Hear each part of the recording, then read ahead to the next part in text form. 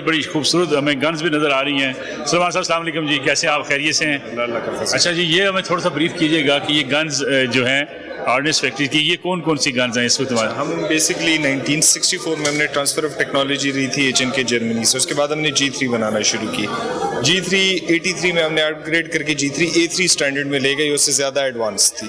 اس کے پھر ہم نے مختلف ویریئنٹس بنائے, مثال کے طور پہ اس کا کاربائن چھوٹی بیرل لینتھ کا ورژن, اور اس کی MP5 9mm ورژنز بھی ہم نے بنائی جو زیادہ تر کلوز کوارٹرز کے لیے یوز ہوتی ہے. تو G3 کے ساتھ آپ تقریباً 600 میٹر تک دشمن کو نشانہ بنا سکتے ہیں, اور یہ close quarters hostage situation policing کی کارروائیوں کے لیے. پھر اس کی اس سے بھی چھوٹی ورژن جو VIP پروٹیکشن کے لیے ہے وہ ہے MP5K. اپارٹ فرام دیٹ ہم نے سنائپر رائفلز ڈیولپ کی ہیں جو فوج میں پہلے 4 ڈفرینٹ قسم کی سنائپر رائفلز تھی, ان سب کو ہم نے ریپلیس کر کے ایک قسم کی سنائپر رائفل یوز کی ہے, تاکہ ایک تو پاکستان کے اندر بن رہی ہے, ہم اس کو مینٹین کر سکیں. یہ کہاں تک ٹارگٹ کرتی ہے؟ یہ 800 میٹر تک انتہائی پن پوائنٹ ٹارگٹ کرتی ہے. جی, اس کے اندر لیزر پہ یوز کرتے ہیں؟ اس کے اندر بیسیکلی جو ہم چیزیں لگا سکتے ہیں, اس کے اندر ہم ویزیبل نارمل اسکوپس بھی لگا سکتے ہیں, اس پہ تھرمل ماؤنٹس بھی, تھرمل ویژن بھی لگا سکتے ہیں, اور نائٹ ویژن بھی لگا سکتے ہیں, اور آپ نارمل اسکوپ کے ساتھ کو وٹنس میں بھی تھرمل استعمال کر سکتے ہیں. تو پھر یہ رات کے ٹائم میں دشمن کو اس کی ہیٹ سے ڈیٹیکٹ کر لیتی ہے. جی, اور یہ پسٹلز جو ہیں اس وقت ہمارے پاس؟ پسٹل ہم نے 9mm کیلیبر میں بنا رہے ہیں, POF-10 کے نام سے, POF-X کے نام سے, اور اس کی 18 راؤنڈ میگزین کیپیسٹی ہے. یہ دونوں رائفل اور پسٹل پاکستان آرمی کے ٹرائلز کوالیفائی کر چکے ہیں, جو دنیا کے اندر سب سے زیادہ ڈیمانڈنگ ٹرائلز. یہ fully automatic, semi automatic scope? Pistol ہمیشہ سیمی آٹومیٹک ہے. فلی آٹومیٹک میں آپ کے پاس لمیٹڈ راؤنڈز ہوتے ہیں, مطلب یہ اس کا مقصد نہیں ہے. زیادہ تر پسٹل ہوتا ہی سیمی آٹومیٹک. لیکن آپ اس کو, اس گن کو بھی اب کر سکتے ہیں سیمی آٹومیٹک؟ اس کی ایک اور ورژن ہوتی ہے جو اسے کہتے ہیں ڈیزگنیٹڈ مارکسمین رائفل, وہ سیمی آٹومیٹک ہوتی ہے, وہ بھی ہم مینوفیکچر کر رہے ہیں. آپ کے پیچھے کچھ گنز لگی ہیں, ہمیں ان کے بارے میں بریف کیجیے گا ذرا. ہوا کہ سنس وہ ہم نے 1964 اور 83 میں اپ گریڈ کی تھی, تو ہم یہ دیکھنا چاہتے تھے کہ کیا ہمارے armed forces out dated equipment کے ساتھ تو نہیں ہو گیا. تو ہم نے 2016 میں سارے دنیا سے رائفلیں منگوا کے ان کمپنیز کو ملا کے ایک ٹرائل کیا گیا تاکہ ہم G3 کو ریپلیس کریں. اس ٹرائلز کے ایٹ دا اینڈ رزلٹ کے مطابق G3 ایکوریسی میں, پینیٹریشن میں اور ریلائبلٹی میں ابھی بھی دنیا کے ٹاپ ناچ رائفلز میں آتی تھی. لیکن دیٹ سیڈ اس کے کچھ سرٹن ڈرا بیکس تھے, اور ہم اپنے آرم فورسز کو اکوپڈ کرنا چاہتے تھے کہ وہ اس ڈرا بیکس کو ہینڈل بہتر کر سکے. تو ہم نے ایک نئی رائفل ڈیزائن کی ہے. اب میں اس میں بتانا چاہوں گا کہ آپ جب رائفل نئی لیتے ہیں ٹرانسفر آف ٹیکنالوجی کسی ملک سے, تو تقریباً آپ $1 بلین لگاتے ہیں. تو اس دفعہ ہم نے یہ ڈیسائیڈ کیا کہ ہم کسی قسم کی نئی ٹیکنالوجی کسی اور ملک سے نہیں لیں گے تاکہ ہم زر مبادلہ ضائع نہ کریں, اور ہم خود اپنی رائفل ڈیولپ کریں. بیسڈ آن دیٹ ہم نے BW-20 رائفل ڈیولپ کی. یہ نمبر 1 GSR کے سارے پیرامیٹرز کوالیفائی کرتی ہے. دوسرا, یہ اس طرح ڈیزائن ہوئی ہے کہ جو پاکستان کے اندر جو مینوفیکچرنگ مشینری ہے اور کیپیبلٹیز ہے اس کے مطابق بنائی گئی ہے کہ ان سے بن سکے.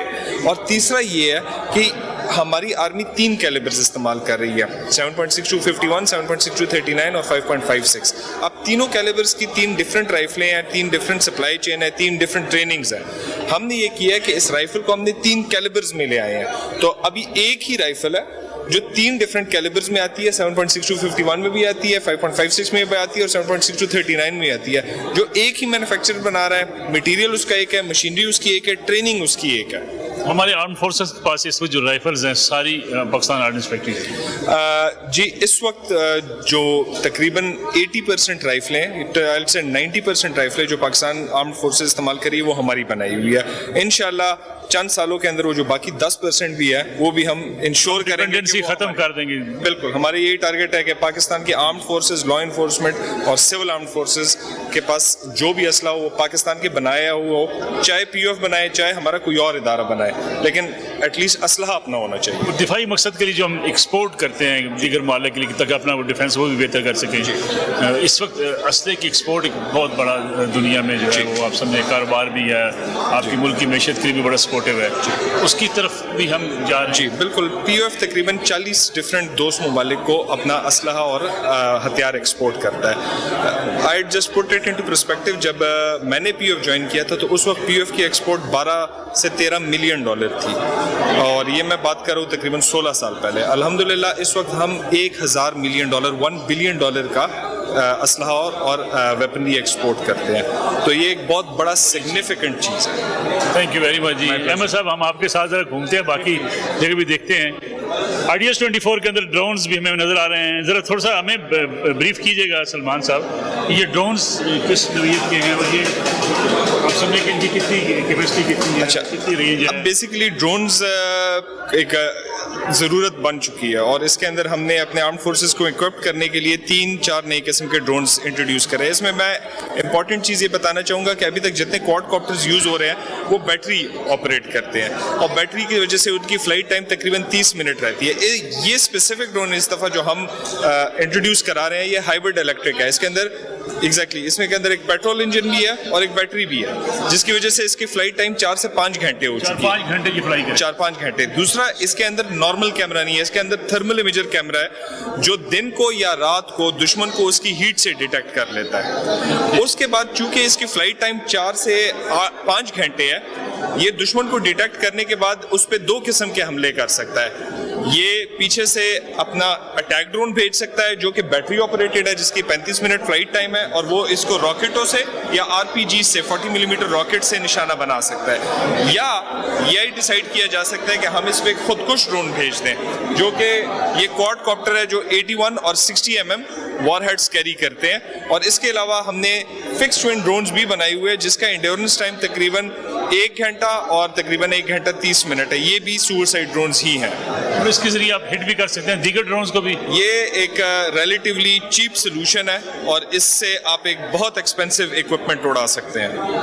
مثلا آپ سمجھیں کہ اس کا جو ہے ایمونیشن اس کے اندر, جی, اس سے آپ کس کو ٹارگٹ کر سکتے ہیں؟ مثال کے طور پہ ایک اگر انفینٹری فائٹنگ وہیکل آ گیا یا اس پہ high explosive anti tank war had لگا ہو تو آپ اسے ایک ٹینک تباہ کر سکتے ہیں, اینیمی ریڈار انسٹالیشن تباہ کر سکتے ہیں, لو فلائنگ پارکڈ ہیلی کاپٹر یا ایون فلائنگ ہیلی کاپٹرز تباہ کر سکتے ہیں. دشمن کے علاقے کے اندر جا کے آپ مزید اور بہت وائٹل چیزیں اڑا سکتے ہیں. بڑا سا ڈرون, یہ اس کے اندر ایک thermal imager camera as a set سب کے اندر لگا ہوا ہے اور اس کے اندر آپ high explosive anti tank rockets استعمال کر کے دشمن کے ٹینک, آرمر, APCs ان کو نشانہ بنا. یہ کتنی دیر پرواز کرے گا؟ یہ تقریباً 30 منٹس کرے گا.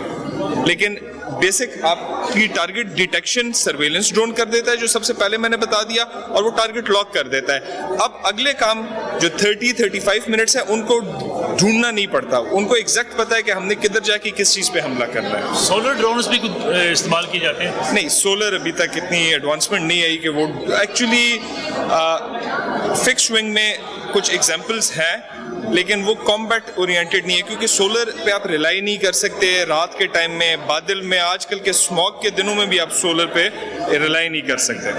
ایک بریک کا وقت ہوا ہے, ہم آپ کو دکھا رہے ہیں تمام اسٹالز بھی, دفاعی ساز و سامان بھی, لیکن